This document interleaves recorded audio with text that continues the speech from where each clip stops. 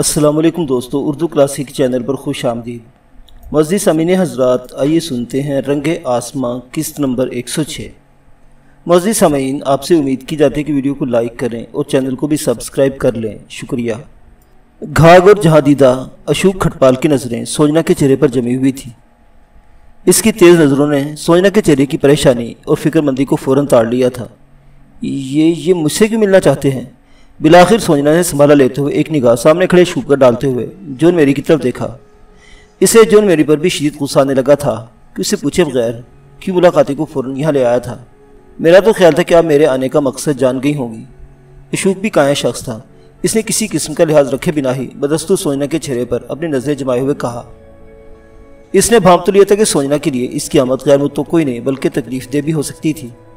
ادھر سوجنا نے بھی اس کے لب و لہجے سے فوراً بھانپ لیا تھا کہ وہ اسے کسی کمزوری کے سبب نفسیاتی دباؤ میں لانا چاہتا ہے، لہٰذا اس نے بھی اپنی مضطرب الحالی کو اب بالا طاق رکھتے ہوئے اس بار اشوک کھٹپال سے براہ راست سرد لہجے میں کہا، جب میں آپ کو پہلی بار دیکھ رہی ہوں تو بھلا میں کیسے آپ کا مقصد جان سکتی ہوں؟ اس درمیان میں جون میری نے بھی اپنے تئیں کچھ محسوس کرتے ہوئے مداخلت کر ڈالی۔ میرا خیال اندر بیٹھ کر آرام سے بات کر لی جائے۔ جون اشوک کے لیے نشست گاہ کی جانب بڑھ گیا، مگر سوجنا ذرا دیر کے لیے معذرت کرتے ہوئے دوسرے کمرے میں چلی گئی۔ اشوک کو اندر بٹھانے کے بعد جب وہ سوجنا کے لیے اس کے کمرے میں آیا تو سوجنا نے جیسے ہی چھوٹتے اس سے کہا، آپ کو یوں ایک اجنبی کو اس طرح اچانک میرے پاس نہیں لانا چاہیے تھا۔ سوجنا کو شکوہ کو نہ پا کر جون میری سرگوشیدہ لہجے میں بولا، میں جانتا ہوں سوجنا سویٹی، وہ وہی شخص تھا جو سوجنا کو مادام کے بجائے سویٹی کہہ کر مخاطب کرتا تھا۔ کیا تم نے مجھے اتنا ہی بیوقوف سمجھ لیا کہ میں ہر ارے غیرے کو یہاں لانے کی زحمت کروں گا؟ کوئی اور ہوتا تو میں اسے یہاں لانے کے بجائے کل بھی اسے سیدھا باہر کا راستہ دکھا دیتا، لیکن اشوک کوئی عام آدمی نہیں، اس لیے میں نے دروازے پر ہی اس کا تمہارے سامنے تفصیلی تعارف کروا دیا۔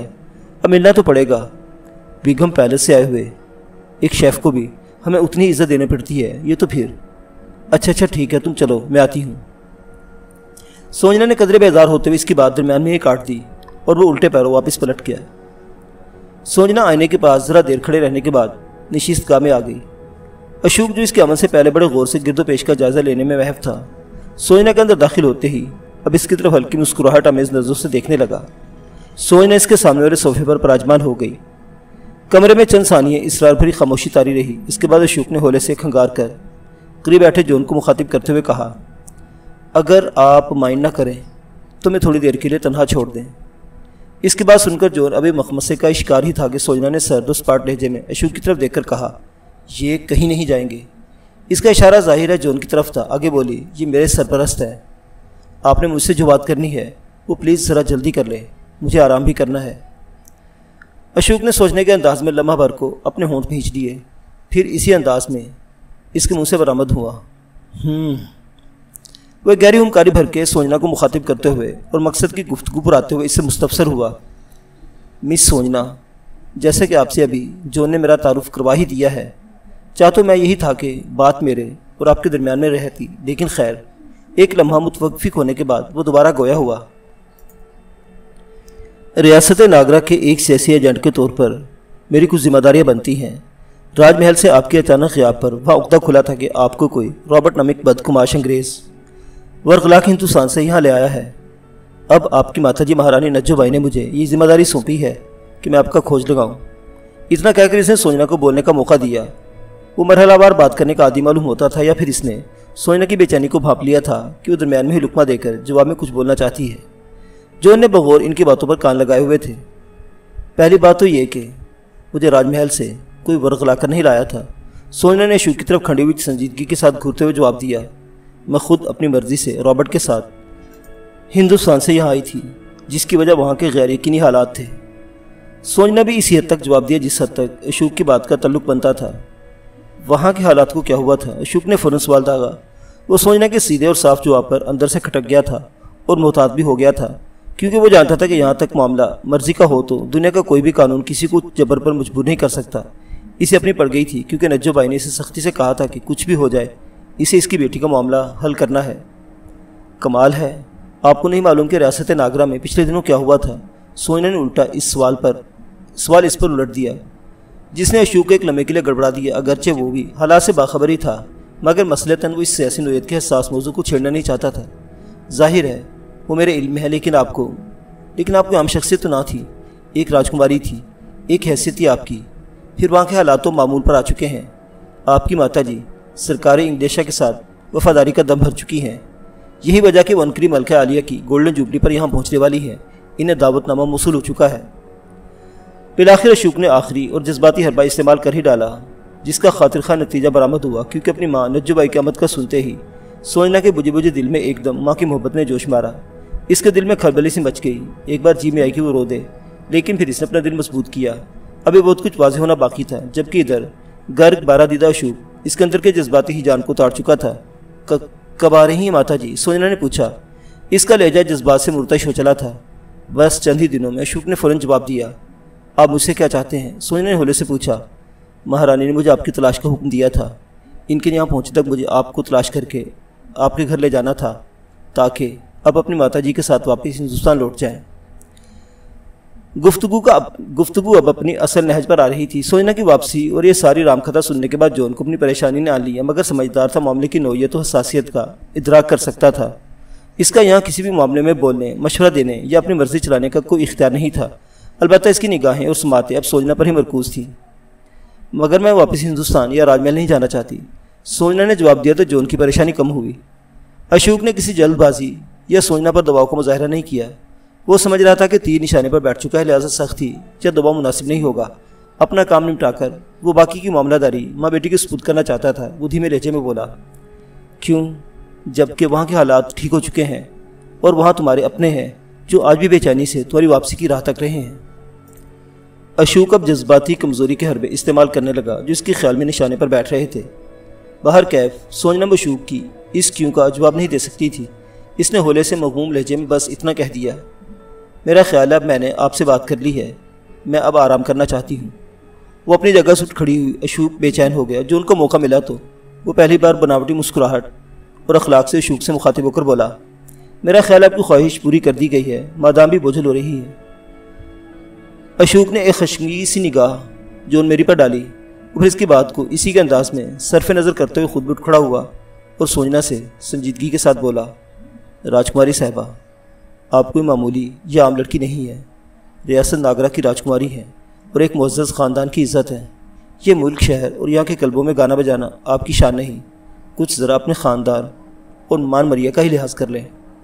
سوجنا نے اس کی بات کو نظر انداز کرتے ہوئے جون میری سے کہا، انہیں کچھ کھلا پلا کر بڑے احترام سے رخصت کر دیں، میرے آرام کا وقت ہوا چاہتا ہے۔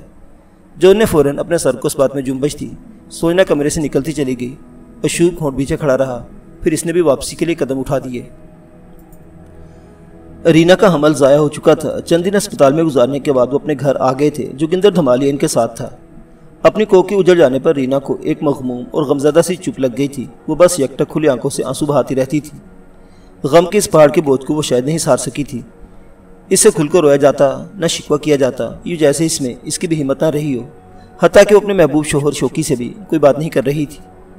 شوکی دوہرے دکھ کا شکار تھا۔ رینا کو غمزدہ اور دکھی دیکھ کر اس کا اپنا اندر جھیر جھیر ہو رہا تھا۔ بچے کی دنیا میں آنے سے پہلے ہی پیدا کرنے والے کے پاس اس طرح واپس لوٹ جانے سے وہ بھی ٹوٹ پھوٹ کا شکار ہو گیا تھا، مگر اس نے خود کو اپنی محبوب بیوی رینا کی خاطر سنبھالا ہوا تھا۔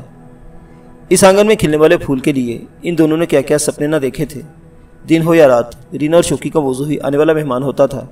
کبھی لڑکا ہوگا یا لڑکی کے حوالے سے، تو کبھی نام کے حوالے سے۔ اب جیسے وہ موضوع ہی کیا، موضوع سوخن تک گویا حرف غلط کی طرح مٹ چکا تھا۔ خدا کے لیے کچھ تو بولو رینا، خدا کے لیے، ورنہ میں جان دے دوں گا اپنی، تمہاری یہ چپ مجھے ہمیشہ کے لیے خاموش کر دے گی۔ رینا کو متواتر چپ اور سختی کسی کیفیت میں پا کر شوکی ٹوٹ کر تڑپا۔ کہا تو شوکی کے ایسے جملے پر رینا فوراً اس کے منہ پر اپنا ہاتھ رکھ دیتی تھی، مگر اب تو جیسے رینا نے اس کی بات ہی نہ سنی۔ ایک لمحے کو شوکی کو بھی حیرت ہوئی تھی۔ جوگندر دھمالیہ کو ان کے دکھ کا اندازہ تھا۔ وہ ذرا دیر وہاں رکا رہا تھا، اس کے بعد دوبارہ آنے کا کہہ کر چلا گیا۔ وہ شاید ان دونوں میاں بیوی کو کھل کر باتیں کرنے کا موقع دینا چاہتا تھا۔ رینا میری جان، تمہیں کیا ہو گیا ہے؟ تم کچھ بولتی کیوں نہیں؟ شوکی درد بھرے لہجے میں دوبارہ بولا۔ کیا اپنے شوکی سے بھی بات نہیں کرو گی تم؟ کیا مجھے دکھ نہیں؟ کیا میں اس کا باپ نہیں تھا؟ رینا چپ رہی۔ اس کی آنکھوں کے سوتے بھی شاید سوکھ چکے تھے۔ رینا کو بدستور خاموش پا کر شوکی کے اندر بھی ایک جوار بھاٹا سا اٹھا۔ اس کا دل بھر آیا۔ اس نے رینا کو دونوں ہاتھوں سے تھام کر ہولے سے جھنجھوڑا تو رینا نے حرکت کی۔ اس کی خلاؤں کو تکتی ہوئی نگاہیں ایک لمحے کو شوکی کے چہرے پر پڑی۔ اور پھر آہستگی سے اسی چارپائی پر لیٹ گئی اور آنکھیں موند لی۔ شوکی نے سوچا شاید وہ آرام کرنا چاہتی ہے، اچھا ہے تھوڑا آرام کر لے گی تو دل کا بوجھ پن ختم ہو جائے گا۔ پھر اسے سوتا چھوڑ کر اپنی چارپائی پر جا کر لیٹ گیا۔ کمرے میں ہلکی روشنی تھی۔ شوکی نے بھی اپنی آنکھیں موند لی، مگر رینا نے شوکی کے لیٹتے ہی اپنی آنکھیں دوبارہ کھول لی۔ اس کے چہرے اور آنکھوں سے ظاہر ہوتا تھا جیسے وہ کسی گہری سوچ میں مستغرق ہے۔ اس نے شوکی کو خود سے پرے کرنے کے لیے چارپائی پر لیٹنے کا بہانہ کیا تھا۔ اگلی صبح وہ جاگے۔ شوکی کا خیال تھا کہ رینا اب اس سے بات کرے گی، مگر اس کے ہونٹ جیسے سل چکے تھے۔ تم آخر کچھ بولتی کیوں نہیں ہو رینا؟ بالآخر شوکی پھر اس کے پاس آ کر بیٹھ گیا۔ رینا نے ایک خاموش سی نگاہ اس پر ڈالی پھر کھو گئی۔ خدا کے لیے رینا، کیا مجھ سے بھی تم کوئی بات نہیں کرو گی؟ شوکی تڑپ کر بولا۔ رینا نے پھر نگاہ اٹھا کر اس کے چہرے کی طرف دیکھا۔ شوکی کو امید ہوئی کہ اب وہ اس سے مخاطب ہوگی۔ اس کا خیال درست نکلا۔ وہ بہت ہولے سے شوکی کی طرف دیکھتے ہوئے بولی، شوکی میں جانا چاہتی ہوں۔ جانا چاہتی ہوں؟ مگر کہاں؟ شوکی الجھے ہوئے لہجے میں بولا، پھر اپنے تئیں نہ جانے کیا سمجھ کر ایک دم محبت بھری مسکراہٹ سے بولا، اچھا ٹھیک ہے، تمہارا جہاں جانے کو جی کرے میں تمہیں وہاں لے جاتا ہوں۔ بولو کہاں جانا؟ میں صرف خود جانا چاہتی ہوں، تنہا، اپنے وطن انگلستان واپس۔ رینا نے اس کی بات کاٹتے ہوئے پختہ لہجے میں کہا۔ شوکی اس کی بات سن کر بری طرح چونکا۔ ایک لمحے کو اس کی آنکھیں پھیل گئی۔ اسے اپنی سماعتوں پر یقین نہیں آیا۔ یہ تم کیا کہہ رہی ہو رینا؟ بمشکل شوکی کے منہ سے برآمد ہوا۔ اس کے اندر ایک ہولسا اٹھا تھا۔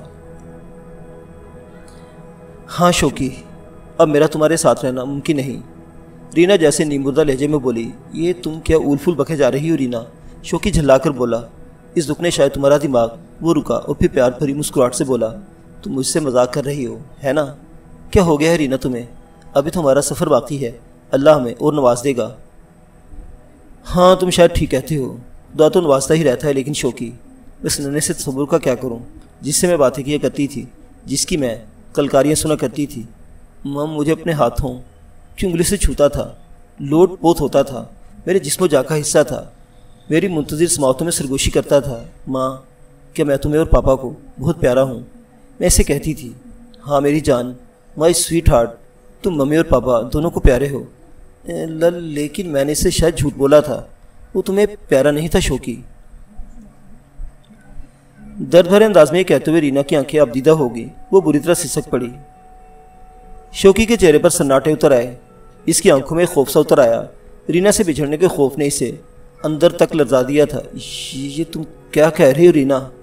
میں اس بچے کا ہونے والا باپ تھا، میں بھلا کیوں نہ اس سے محبت کرتا؟ نہیں شوکی، رینا نے آنسو پوچھتے ہوئے دھیرے سے اس کی طرف دیکھ کر کہا۔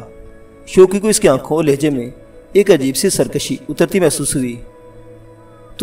تمہیں شاید اپنی مردانگی اور اپنی فطرت اور مزاج سے محبت تھی، اگر ایسا نہ ہوتا تو تم میری بات مان لیتے۔ کون سی بات مان لیتا؟ شوکی نے گھٹے گھٹے دل سے سوال کیا۔ میں نے تمہیں منع کیا تھا کہ ان بدماشوں سے مت الجھو، مگر تو اپنی غیرت سے، اپنی مردانہ اناج سے پیار تھا، دیکھو اس نے میری کوکھ اجاڑ دی۔ رینا دکھ بھرے انداز میں کہنے لگی، میرا بچہ ان ظالموں نے دنیا میں آنے سے پہلے ہی چھین لیا۔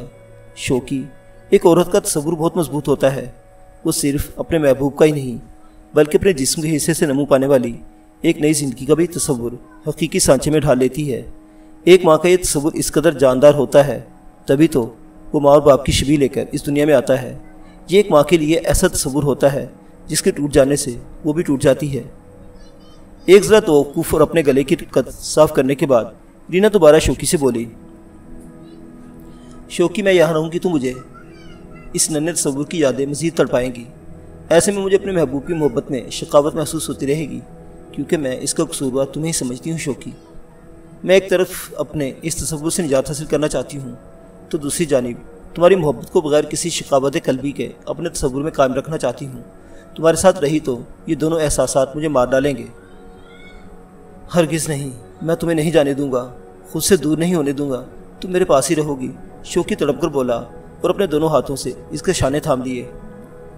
ٹھیک ہے، اگر تم مجھے مارنا اور زندہ لاش بنانا چاہتے ہو تو میں اسی طرح مرنے کو بھی تیار ہوں، رینا نے کہا، اور شوکی کا اندر جھیروں جھیر ہو گیا۔ نیم مدھم روشنی کوٹری کی فضا کو عجیب غم آگہی بنا رہی تھی اور وہ دونوں دم بخود بیٹھے تھے۔ شوکی کا دل کٹنے لگا۔ مزید چند روز گزر چکنے کے بعد بھی رینا نے اس سے کوئی بات نہ کی، حتیٰ کہ کھانا پینا بھی چھوڑے رکھا۔ बस एक कोने में मौजूद चारपाई पर पड़ी कोठरी की छत को घूरती रहती। शौकी ने जोगिंदर धमाले से बात की तो वो चंद सानियों के लिए शौकी का मुंह तकता रह गया। हस्बे साबिक बीड़ी इसके बाएं हाथ की मुट्ठी में दबी हुई थी। इसने चुटकी बजाकर इसकी राख छिड़की, फिर अपने मखसूस लहजे में बोला, खल्लास, एकदम खल्लास, बिल्कुल मेरी वाली राम की था ये। औरत एक समंदर है शौकी, इसे कभी भी समझने की कोशिश मत करना। जितना इसकी गहराई में जाओगे खुद ही डूब जाओगे। देखो, इसने पेट से नहीं पसली से जन्म लिया है। इसे सीधा करने की कोशिश करोगे तो ये टूट जाती है। बस जैसा वो कहे वही करना पड़ता है। शौकी ने चौंक कर जोगिंदर धमाले की तरफ देखा। वो एक और कश लगा रहा था। शौकी को इसकी बात में बरसों का तजर्बा झलकता महसूस हुआ। एक इतनी बात नहीं, इसकी रीना और बात का मतलब समझा दिया। फिर आखिर शौकी मजबूर हो गया। इसने सर झुका दिया, धमाले से सहारा दिया और इसका कंधा थपथपा के बोला, हौसला कर मेरे यार। इस तरह की मोहब्बतें बेहद हसास होती हैं। बस यही बात हम मोहब्बत करने वाले भूल जाया करते हैं। बास मोहब्बतों के इख्तिताम इसी तरह के होते हैं। शौकी इसके गले लग गया। जोगिंदर आहिस्ता से इसे तसल्ली देने लगा। वो बड़े कड़े लम्हात थे जब शौकी रीना को रुखसत कर रहा था, इसे अलविदा कह रहा था। बंदरगाह में सिर्फ वही दोनों थे। जोगिंदर ने टिकट का बंदोबस्त कर दिया था, वो भी साथ था। वो जानता था कि रीना के रुखसत होने के बाद शौकी को इसे ही संभालना पड़ेगा। रीना अपने मुख्तसर से सामान के साथ इंग्लिस्तान की रवानगी के लिए तैयार थी। शौकी में हिम्मत नहीं हो पा रही थी कि वो रीना को खुदाफिज कहता है। इसके दिलो दिमाग में एक तरातुम बरपा था। जब रीना बैरी जहाज़ में सवार होने के लिए दीगर मुसाफिरों के साथ सीरिया चढ़ रही थी तो इसका दिल चाहा कि उसे भागकर पकड़ ले, इसकी मिन्नतें करे, हाथ जोड़ते। एक ज़रा जुम्बश इसके कदमों ने की थी। करीब खड़े जोगिंदर ने शायद इसकी दरूबरू कैफियत को समझकर आहिस्ता से इसके कंधे पर अपना हाथ रख दिया था। कुछ देर बाद जहाज़ ने चिमनियों से धुआं उगलना शुरू कर दिया और फिर एक सोगवार से बिगल के बंकारते ही वो बम्बई की बंदरगाह से धीरे धीरे दूर होने लगा। शौकी एक दर्द के बोझ तले इसे दूर होता देख रहा था। इससे शायद आखिर तक उम्मीद थी कि क्या खबर रीना इधर ही से लौट आए। वो भी दूर कहाँ थी, आ सकती थी लौट कर दोबारा, क्या खबर। इसके दिल में वो मोहब्बत जोश मारे जिसकी इब्तदा जंगलों और ब्याबानों और हरी भरी वादियों में हुई थी। क्या पता वो इन बीते हुए लम्हों की कशिश से खिंची चली है जो इनकी खलबतों के अमीन थे, मगर शायद ऐसा नहीं हुआ था। अरशे पर रेलिंग से टिके खड़े बेशतर मुसाफिर पोर्ट पर खड़े अपने अजीज़ व अकारों को हाथ हिला हिलाकर खुदाफिज कह रहे थे, मगर उनमें शौकी को रीना नज़र नहीं आई। शौकी ने जब रीना को नहीं देखा तो इसने खुद ही अपना दायां हाथ उठाकर इसे अलविदा कर दिया। दूर मगरिब में डूबते सूरज का नारंगी थाल निस्फ तक समंदर में उतरता हुआ महसूस हुआ था। उस तरफ बढ़ता हुआ बहरी जहाज़ अजीब सोगवार सा मंजर पेश कर रहा था। हकीकत तो ये थी कि शौकी को अभी तक रीना की इस तरह रूट कर चले जाने का यकीन नहीं आ रहा था। वो क्यों इस तरह मुझे छोड़कर चली गई? कि मेरी मोहब्बत में कोई कमी रह गई थी? वो बंदरगाह से घर आकर अपने कमरे में बंद होकर रह गया। धमाले ने इसे इसके घर छोड़ा और कुछ देर इसके पास गुजारने के बाद अपने अड्डे की राह ली। तन्हाई बातें ही शौकी पर कुनूतन सी तारी होने लगी। वो खुद और कभी रीना से बातें करने लगा। क्यों रीना, क्यों? क्या मैंने तुमसे सच्ची मोहब्बत नहीं की थी, या फिर तुम्हारी मोहब्बत में कोई खोट था? तुमने मेरा भी ना सोचा कि तुम्हारे बगैर किस तरह ज़िंदगी गुजारूंगा? तुमने ये अच्छा नहीं किया रीना। ज़िंदगी के कितने सर्दो गर्म हमने एक साथ बिताए थे, कितने तूफ़ानों का मुकाबला करते हुए अपनी मासूम सी शम्मा मोहब्बत को बुझने से बचाए रखा था, मगर तुमने संगदिली की एक ही फूंक से इस मोहब्बत के खरमन को फूंक डाला। शौकी बातें करता रहा, सोचता रहा और दीवारों को तकता रहा। वो चारपाई पर बेहिस्सो हरकत पड़ा था कि अचानक इसके दिल को कुछ हुआ। कोई खनक सी इसके अंदर उभरी थी, इस कदर के वो बेचैन होकर अपनी चारपाई पर उठ बैठा और फिर न जाने इस पर क्या दौरा पड़ा के वो उठा। वो दीवानों की तरह नीम तारीख सी कोठी से निकला, सेन तक पहुंचा, फिर दरवाजे की तरफ बढ़ा। नहीं रीना नहीं, मैं तुम्हें नहीं जाने दूंगा, ये कहते उसने बाहर का दरवाज़ा खोला। मुअज़्ज़िज़ सामीन हज़रात, रंगे आसमां की दास्तान अभी जारी है। वाक़िया अगली किस्त में देखते रहिए उर्दू क्लासिक। अल्लाह हाफिज़।